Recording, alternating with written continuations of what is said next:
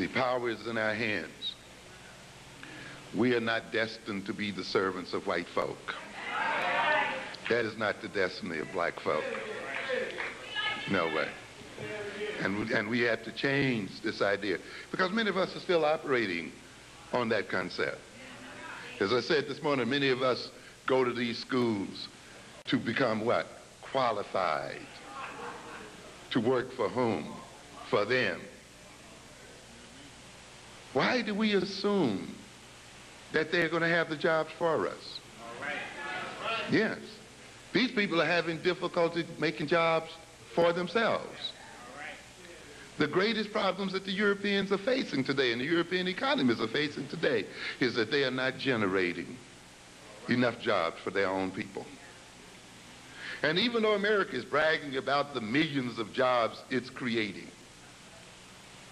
those jobs are part-time jobs. The bulk of them are part-time jobs, low-wage jobs, and jobs that have little or no future.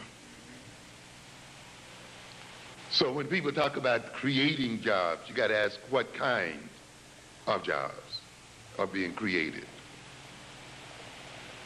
That is why, of course, the system is not investing in black education.